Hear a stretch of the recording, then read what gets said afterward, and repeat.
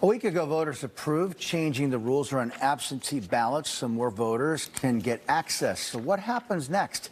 NBC Connecticut political reporter Mike Savino joins us live from the Capitol with the latest. Mike, how quickly will voters see this change?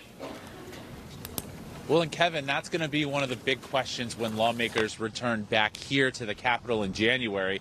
Supporters think this could happen in a matter of months, but there are plenty who say we need to take our time.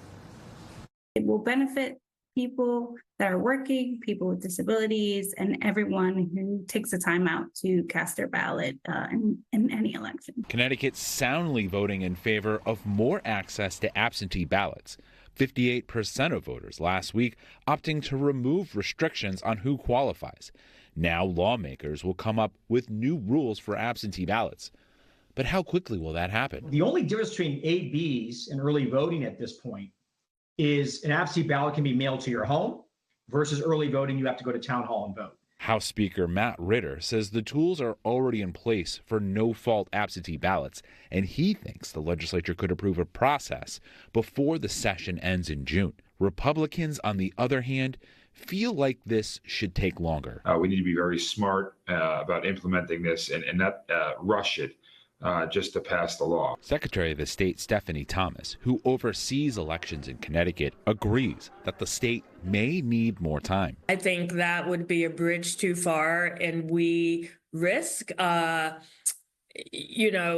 creating a situation that is not good for the long-term health of our election system. Thomas has multiple concerns. For starters, she says lawmakers need to consider if additional security measures are needed once anyone can get an absentee ballot. She also says local registrars are already planning other changes for next year, new tabulators and major software upgrades. I believe it is foolhardy to keep piling up all of these new things.